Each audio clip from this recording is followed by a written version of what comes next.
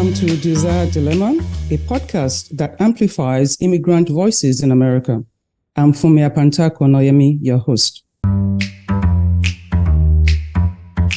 I welcome our guest, John Ogundele, to our conversation about the desires and dilemmas of coming to America as a child, the challenges he faced when he first arrived, the opportunities he had while growing up, and what he's experiencing now as a father of two. Our podcast counselor, Dr. Resar Jones, will unpack these experiences and milestones. Please stay with us as we discuss how immigrants can adapt to the norms of America for their own psychological wellness. Mr. John Ogundele, our guest for today, arrived in America at the age of 11. He is considered a 1.5 generation immigrant, which means he's a first generation immigrant who came with his parents before his early teenage years. Research shows that the 1.5 generation immigrants in lay language are a blend of first generation and second generation immigrants, those who came at young ages and those who were born here. That means, in many cases, they identify with their home country as well as their new country. They are usually versed in the English language because they are U.S. educated, but they also speak their native language in their homes. They can build the bridge between the two cultures and serve as interpreters in the communities. Sometimes they feel torn between their heritage and their American culture and experience conflicts with their parents over values, norms, and expectations. As of 2019, about 500,000 Nigerians reside in the U.S. 85% of them were born in Nigeria. Well, Mr. John Ogundele, you came to America as a child. How was that? Just give us the feeling that you had when your parents told you you'll be coming to America. Well, for anybody that thinks about America in Nigeria, especially under, at the time we were just with my mom, we were very excited. At a period of time, we didn't see my dad for quite some time based on the immigration policies at the time. So it was a very exciting thing. When you think about the United States, you think about it as the land of opportunity. For some reason, we've envisioned the streets paved with gold and things like that. But that was the way in which America was viewed when we heard the news. Just a lot of excitement. So as soon as you came, you were 11 years old. You had to go to school right away, right? Yes. So I was 11 years old when I came here, and we came, and at the time we actually had to reside in a church for maybe a week or a few weeks, because my dad at the time didn't have a place for us to live. But eventually we got a place and registered at this school called in the south suburbs. At that time I actually had to take a test to be able to determine which grade I would be in. Fortunately for me, at the time I tested out of the grade in which my age mates would have been in, and I was basically moved to the 8th grade. How was the school? Well, as far as the school experience, it was quite, I wouldn't say it was quite different from the school in Nigeria, but I would say that being able to assimilate was a little difficult at the time. When I came here initially, my accent was very heavy, and at the time it was very difficult for people to really hear. Well, they could hear me, but not really fully understand what I was saying. Of course, I was able to fully understand what they were saying, but it was just basically not a lot of things were really lost when I was speaking. And then I also found individuals here a little bit rough. I wouldn't say the school or the neighborhood was quite rough, but for some reason the students seemed a little bit on the aggressive side to me. A few of them, a little bit on the aggressive side, and I had a few. I would say just one prominent example or encounter, which is really just one. in which I'm not sure exactly what I did to this individual, but really upset at me and threw a chair or something towards my direction in class. Of course, fortunately for me, the chair didn't really hit me. But and then I wasn't even really angry at the time. I just really was very confused about the whole thing. But yeah, so the school experience was was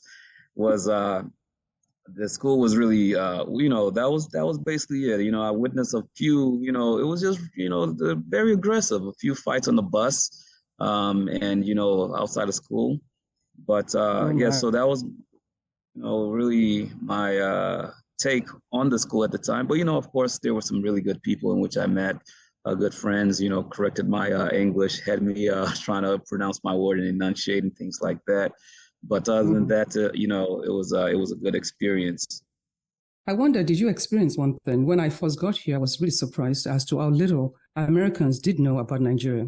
So for them to ask me things like, do you have refrigerators in Nigeria? This was in the early 80s. Oh, did you guys live on, did you ever live on the tree? I'm like, what? So at your time, though, you didn't experience any of that wrong perceptions of Africa. Well, yes, yeah, actually, those perceptions still persist even till today. It's just a lack of understanding, or just basically individuals trying to make them. Sometimes I feel that the individuals that say those kind of things try to make themselves feel better based on their present circumstance. You never know what an individual is going through and why they're saying certain things. I mean, one of the things in which was an insult back then was basically they'll say African booty scratcher, which is like, okay, Oh well, my. I mean, what is that? Yeah, exactly. What is that supposed to mean? I mean, we all scratch our butts sometimes, but hey, I guess it's only the Africans that do it. But so yeah, so it was just yeah, a lot of really misunderstanding as far as Africa in general, particularly Nigeria, and then basically the what the advancements in which we have there, basically worldwide advancements, and also the the struggles and then the successes of the society. So there was a lot of, yeah, there is definitely still that confusion. Do you ever feel torn between your Nigerian heritage and American culture, even up to today? As far as being torn, uh, you know, yes, in a certain way. When we first came here, there was a huge push to assimilate into well, not particularly the society per se, but to be able to at least speak like the American people. Um, so there was a huge push, and then that basically kind of put aside the Nigerian language, and then although the culture was still kind of followed in the home as far as the discipline and things like that, but the language, which is really a very important part of culture, was kind of pushed away. So in my present situation, I'm torn in which basically I was not able to really full. I do understand the language. I could speak a little bit, but not a full. I would not say that I am a there are levels of basically language mastery, and I mean I'm not fluent. Let's put it that way. So Okay. it's a little torn in saying that, okay, well, that part of me was actually basically not developed. It could have been developed, but was not developed. But as far as assimilation to society, that I am fully assimilated now, and I think most people that basically came here will say that they're fully assimilated, but there's still a part of them that's missing, which is basically where they came from. I will imagine, though, that knowing that you came from Nigeria at that early age, when you got here, you found yourself kind of being dragged into the American culture and also being dragged to stay Nigerian. So did that create conflicts between you and your parents? Well, as far as my parents were very strict individuals, and although we were assimilating into the American culture, there were certain things in which we basically couldn't do. I mean, we at the time we couldn't really listen. When you think about American culture to think about music, and we couldn't listen to rap music. Let's put it there. We couldn't, general music actually we couldn't listen to, and certain things in which basically we're at the home we just basically couldn't do, in which we would say that most Americans would do. So that kind of created a rift.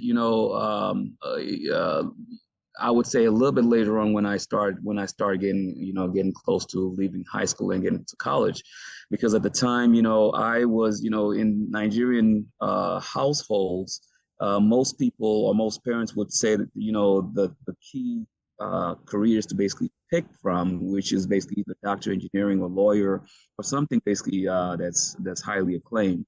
Nobody would think about a musician or things like that. At the time, I was really into music, and I had different softwares in which I was using at the time, and then would try to create. This is discouraged at the home, because it's like, hey, you're spending time doing this, whereas you could be spending time focusing on more education and things like that. But so that brought a lot of rift, and even gaming. I was at the young age, I was also into playing games and things like that, which eventually changed into music. But that value, is actually being realized today, because I was very, although that there was a rift as far as the cultural norms in which basically you focus on maybe just strictly education and strictly a certain type of profession. I was able to, even within those limits, be able to still actually enjoy what I liked doing at that time, which was basically music. And in today's world, fast forward, I believe that my persistence in that basically is kind of beneficial for my parents in what they do. So you never know, it's although there was that rift, based on my current understanding, sometimes you just kind of let people kind of explore, but also direct them or guide them as they're exploring. So that would be the rift in which I was there. I'm hearing you say, finally, you got what you wanted, and also your parents got what they wanted, which is for you to actually have good education and be able to earn very good income, right? Yes. So it became a win-win because of I would say that I was somebody that was just basically really into what I was into. And then fortunately at the time, I was eventually going to college. So therefore I was able to, explore, that aspect of, what I liked. All right. And then also at the same time, there's no getting away from satisfying what my parents wanted. All right. So I just couldn't do that. I could not get away from that. But I was able to manage both at the same time. So it was a win-win eventually. Yeah. Yes. So now looking back at that period of time and looking at you now as a father of two boys, tell us, would you say that you are about the same, you have the same parenting style as your parents, or you've changed a bit? I would say, I think I actually, when I reflect, I think I actually have the same parenting style as my dad. All right. So my dad is usually very calm. Wouldn't doesn't really raise his voice too often, and just a very mellow individual. And that's the way in which I kind of approach my children. In the Nigerian tradition, we do not spare the rod. All right. But I do spare the rod. Yes, you must, right? You must in this society. Yeah, so I spare the rod, meaning, but I do use, a rod sometimes, which is basically a pencil. And that's pretty much all they'll ever get from me is a pencil. Okay. So as far as, to a means of a physical consequence. And that's what I call it. When I talk to them, I say, hey, we can either talk this out and, I can get to your mind, or to be able to get to your mind, I have to get to your body to eventually get to your mind. So it's pretty much which option do you want?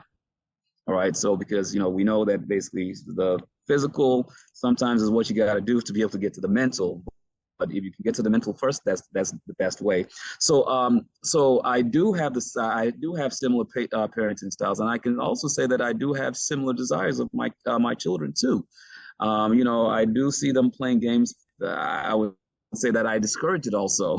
And then I'm also saying, hey, you got to focus on your studies.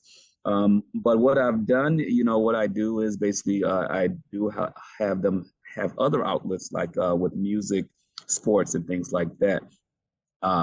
So I would say that it's funny how when I was younger, basically I kind of was like, wow, these guys are really tough. But I see a lot of value in what they did. So, do you have any concerns about being a father at this time? As far as being a father is always, it's two. It's not just an individual. Well, in my situation, is they have their mom in their lives, which is a great thing. But we have kind of different cultures and different ways in which we discipline, and then basically different ways in which different things, different tolerances. All right, so that is usually sometimes a point of concern. And then basically, how we deal with with young individuals, with children. They go through their different periods of times, and in my profession, I kind of see, development and different developmental stages, based on my profession as a teacher. And sometimes I understand it, but for a spouse that basically doesn't see that and really don't understand it, sometimes it could be a little bit challenging to really explain and, get to a understanding of how and why kids or my children are doing certain things in which, is quite part of the norm for their developmental stage. Well, knowing you well enough, I think that I'm always interested in what you have to say to younger people today, especially when they're on foreign lands, and they want to, and they're really excited about the thought of coming to America. What would you say to them? Well, what I would say to young individuals coming here would be, well, first, you cannot let the American society take what you're bringing from Nigeria out of you. You've got to hold on to culture. You got to hold on to your traditions. It's very important that we pass these things down. It is who we are. It is in our DNA.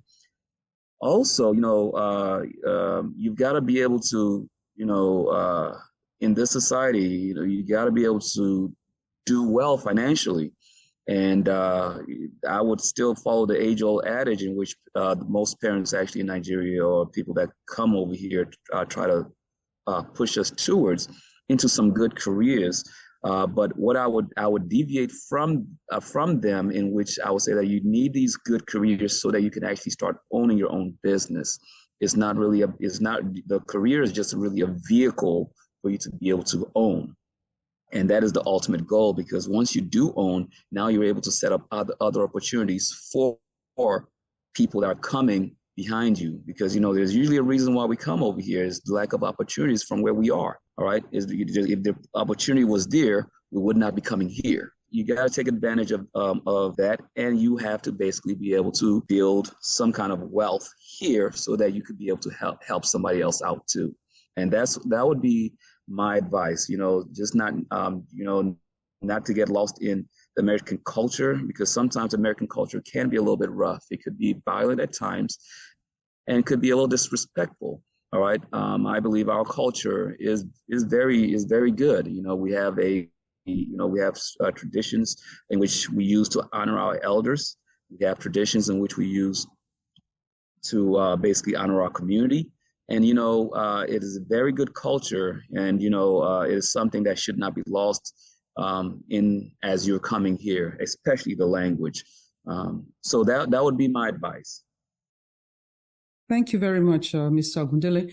Dr. Resar Jones, how are you?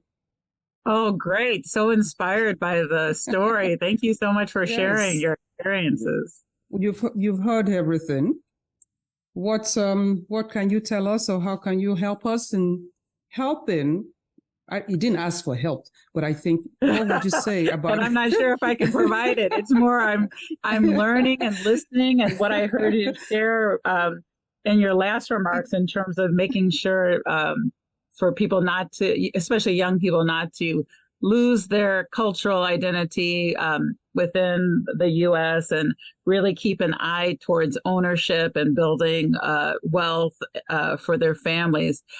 You talked earlier about a lot of the confusion you experienced, confusion when you were young, in terms of aggression or ignorance or negativity or stereotypes.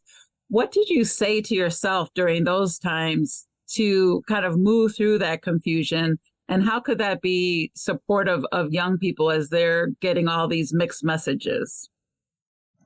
Well, that's a good question. To be honest with you, I cannot, I don't remember exactly what I was saying to myself at the time because, it was a lot going on. You're trying to basically understand the society in which you're in, also trying to basically assimilate also trying to, you have this home life and then you have school, you have homework, you have so many things going on within. Sometimes it's not even, you can't really sit down and really ponder and think.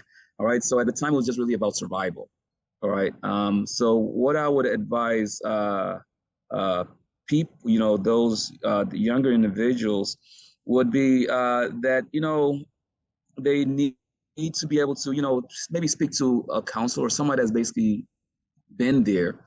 And then, and that individual would tell them that, look, this will pass. You're just going through through a short period of time in which basically, yes, it is part of, this is part of, I guess, a development into a society in which you're not used to. You have to be able to learn about the society at the same time, keep yours. And then basically, you're transitioning, you're going through a huge learning phase, which is at times tough. But, with other people in their corners, they'll know that it will be okay, and they themselves will make it through.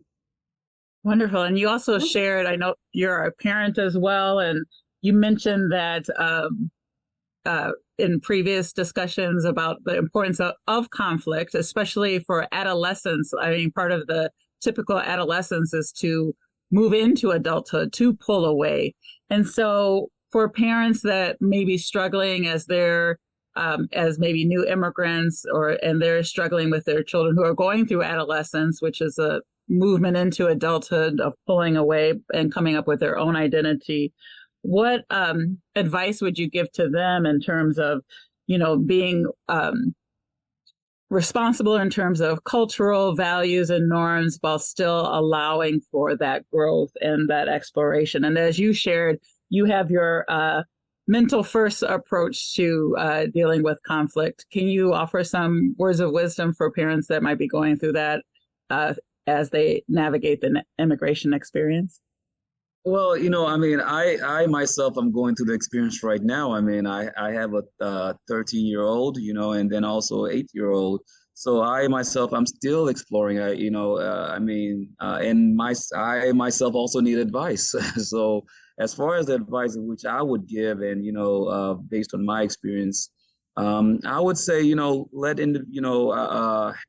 have an avenue in which the young individuals can be able to explore their innate abilities, and at the same time, I believe in a duality, not just basically you got to have options. You cannot just rely on just one thing and say that, okay, this is who I am, because we are multifaceted individuals and we're capable of way more than sometimes we actually think.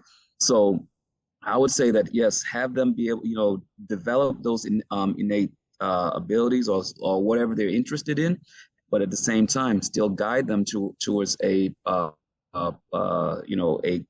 career or something that's tangible in which they could be able to use at a later point.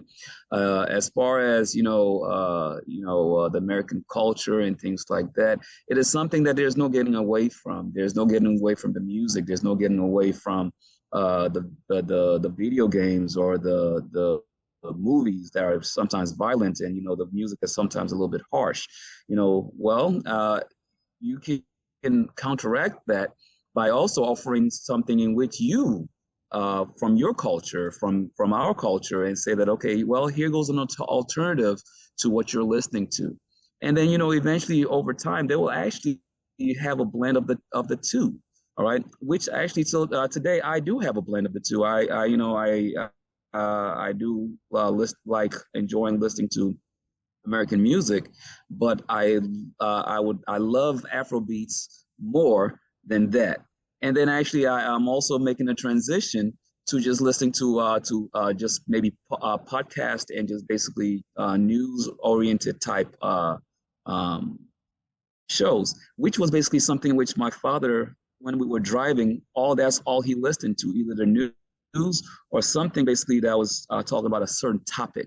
And so you've gotta, when you're at home, or when they're, when they're with you, you gotta expose them to your culture and your, traditions and things like that, which is really theirs. And then eventually it's not going to happen when they're young.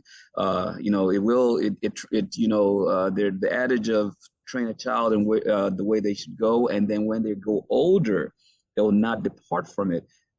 You really don't see it in the middle, it's just like we don't ever see the benefits of the struggle in which we're going through in the struggle. We don't see that, but over time it eventually will materialize, and you'll be, that would be the advice which I would offer. I want to ask something though, Dr. Jones. I think Mr. Ogundele alluded to the fact that he also will need some support in a particular area. What would that be, Mr. Ogundele? Well, I forgot exactly the exact support, but it's always, as far as the stage in which I am right now, of course, being able to understand my past, understand why, I feel like all of us, everybody, we just live life and we just keep on moving without really fully understanding who we are and why we are, or why we are the way we are. All right. So really being able to delve into, why I think the way I do, and why sometimes maybe I behave the way in which I do, and just really being able to understand me. So therefore I could be able to be better for others. So that would be something in which I would like, I would, really need some help with. And I believe that will help in my approach to my children, and then, their mother, and then the community. Dr. Jones, what say you? I say those are phenomenal questions for us to move forward with in terms of who are we and why are we as individuals, as families, as cultures and communities, and bringing that all together to, build a U.S. and America that is that multifaceted persona that you described earlier, and being really able to appreciate all of our contributions. I think those are outstanding questions to lead us forward. So in a situation like that, would you call for more like people accepting who they are? Or should we be saying that in some instances, they probably need to explore by talking to, people like you and counselors and all? I think the idea of being able to appreciate the multifaceted and, like you talked about, the blending of and two-ness of us all, and multi-duality is so important. And I think that can be done as individuals, but also can be done in communities of people who've had similar experiences, that can provide validation, that can provide questions. And so I think it's really critical at all stages. So whether you're a young person, an adolescent, or an adult, or a senior, and building those communities so we can continue to move towards asking who are we and why are we. Thank you so much, both of you. Mr. Ogundele, I really appreciate your sharing. And Dr. Jones, thank you so much for your input and your insights into all these areas in which we've spoken. To our listeners, thank you all for listening to our podcast on immigrants' desires to come to America and their dilemmas in staying in America. We hope that this information has been helpful and informative. America offers opportunities and challenges. With the right guidance and support, one can celebrate the good times and cope with the challenging times. Join us again as we bring our next episode of Desire Dilemma, a podcast that amplifies immigrant voices in America. Thank you so much and have a wonderful rest of your day.